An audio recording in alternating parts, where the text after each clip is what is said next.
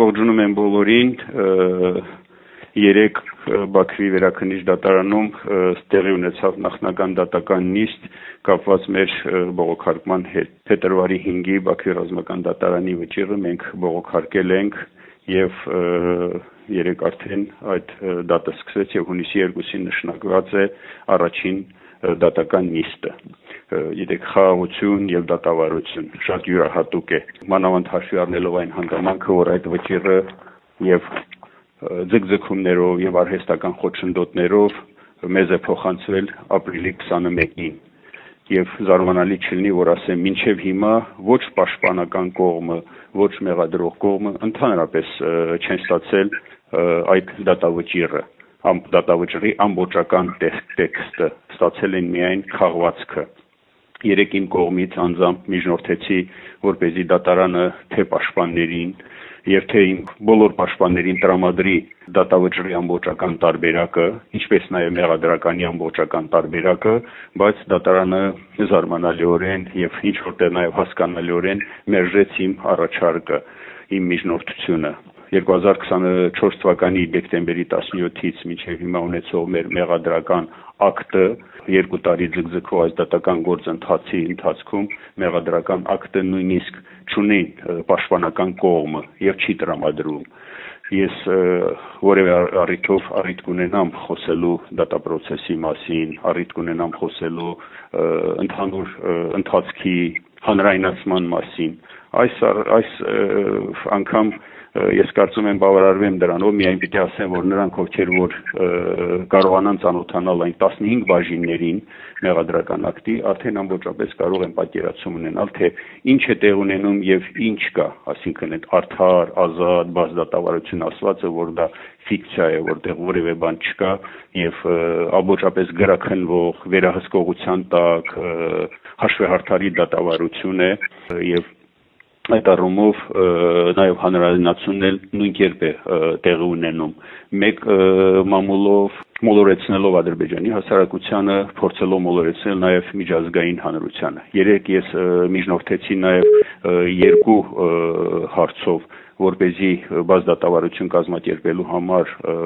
on-line հեռարձակում լինի։ Այդ նույնը ես առաջարկել եմ Արարատյանի դատարանում, բայց մերժվել է։ Երեկ էլ առաջարկեցի մերժվեց եւ երկրորդ առաջարկս այն էր, որ այն լրատվամիջոցը ԱԶՏՎ-ի, որ ներկայ է լրատվամիջոցի ներկայացուցիչներին, որպեսզի դատարանը արգելի դատական նիստերի ներկա գտնվելուց իրենց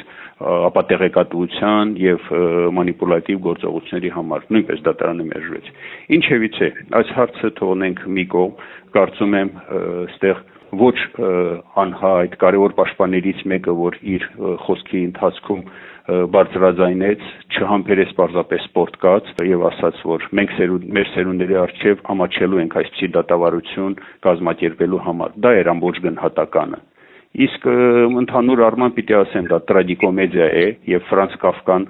կերազեր ներկա գտնվելու այդ դատավարությանը եւ դա ներշնչանք կլներ, որպեսզի նա գրի մի նոր ստեղծագործություն կամ էլ իր հայտնի դատավարություն ստեղծագործության երկրորդ բաժինը։ Հաջորդը, որ ես ուզում եի խոսել, դա մարդու իրավունքի պաշտպանին իմ բանավոր դիմումն է, որ մայիսի 6-ին ես բանավոր կերպով դիմել եմ Հայաստանի Հանրապետության մարդու իրավունքի պաշտպանին, որպեսզի նա որևէ ձևով ստանա եւ իմ ընտանիքին փոխանցի մեր դատավճռի ամբողջական հայերեն եւ ադրբեջաներեն տարբերակը։ Նույն խնդրանքը ես փոխանցել եմ նաեւ Ադրբեջանի օմբուդսմենին, ով ամսի 5-ին մեր հետ հանդիպման էր եւ ում ես նամակ էի պատրաստել դեռևս մարտի 12-ին, 2 ամիս չէի կարողանում փոխանցել։ Փոխանցեցի այդ նամակը, նաեւ խոստացա, որ մի բան կանի, որպեսզի ադրբեջաներեն տարբերակը իմ ընտանիքին, իմ հարազատներին հասնի, բայց ոչ Հայաստանի պաշտպանից մարդու իրավունքների, ոչ Ադրբեջանի որևէ նորություն, որևէ տեղեկատվություն չկա։ Ես սպասում եմ, ամենայն դեպս եւ իմ ընտանիքը սպասում է։ Իսկ դատավարության հետ կապված պիտի ասեմ, դա ձգձգող եւ քաղաքական գործընթացներին համապատասխանեցնող դատավարություն է եւ զարմանալի չէ, որ ես հիմա մինուտի մասին պիտի խոսեմ, որ կարծում եմ հանրության համար էլ դա հասկանալի կլինի։ 2-3 ամիս երբ որ մենք այստեղ էինք դեռևս 2024 թվականի հունվար-փետրվար ամիսներին, այն անդհատները պաշտոնական անձիկ, որ մեր հետ շփվում էին, հարաբերում էին, մեզ հուշում էին, անուղղակիորեն հասկացում էին, որ դուք այստեղ եք այնքան, ինչքան ցանկանան Հայաստանի իշխանությունները։ Մենք նախ ուշադրություն չէինք դարձնում, զարմանում էինք, ինչպես կարող այդպես լինել, ինչպես մեր հայրենի իշխանությունները չէին ուզենա, որ մենք վերադառնանք անմիջականորեն, բայց այսօրվա տեսանկյունից արդեն ամեն ինչ պարզ է եւ հասկանալի, որ ցավոք այդպես է, ցավոք զարգացումները եւ այս դատավարության գործընթացը քաղաքական զարգացումներին, այդ թվում Հայաստանում տեղ ունեցող քաղաքական զարգացումներին համապատասխանեցնելու